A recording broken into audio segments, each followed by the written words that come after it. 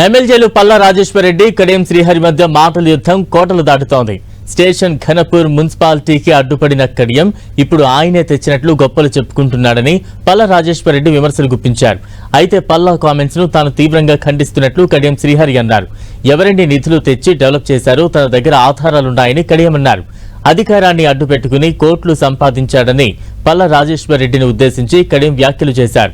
Palla versus Kadiyam మధ్య సాగిన మాటల యుద్ధాన్ని మీరే చూడండి.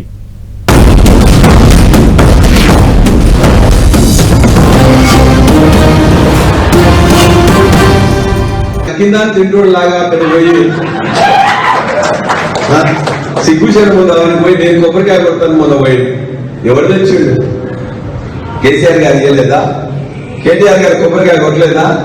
మనందరం సాక్ష్యంగా లేవా? మరి సిగ్గుచరం ఉండాలి కదా. నేను పోయి మన దానిపై కొబ్బరికాయ కొడతా అని చెప్పేసి అంటానికి 800 కోట్లు పనిచేసిందట, అందులో 104 కోట్లకి పని అంట. గన్పూర్ మున్సిపాలిటీకి అడ్డుపడ్డది ఎవరు? ఆర్డర్ తెచ్చింది ఎవరు? అడ్డుపడ్డది కడియం శ్రీహరి, ఆర్డర్ తెచ్చింది రాజన్న. స్టేషన్ గన్పూర్ కి ₹1 వీళ్ళ పని కూడా కడియం శ్రీహరి చేయలే. చేసింది ఏమన్నట్లయితే కేసీఆర్ గారే. ఇక్కడ ఉన్న ప్రజలందరికీ తెలుసు, కర్రు కాల్సి వాత పెట్టడానికి సిద్ధంగా ఉన్నారు. ఆర్డర్ ఎప్పుడు వస్తుందా, ఉప ఎన్నిక ఎప్పుడు వస్తుందా, మళ్ళా గన్పూర్ 800 కోట్లు కాదు కదా, 8 పైసలు కూడా తేలేదు అని ఒక మాట మాట్లాడారు. ఆ మాటలో ఆయన అహంకారం, ఆయన బలుపు స్పష్టంగా కనిపిస్తున్నది. అధికారాన్ని వాడుకొని కోట్ల ఆస్తులు కూడబెట్టిన పల్లరాజేశ్వర రెడ్డి గారికి నా గురించి మాట్లాడే నైతిక హక్కు లేదు. నీ స్థాయి అది కాదు. నీ గెలుపు అందరికీ తెలుసు ఎలా జరిగిందో.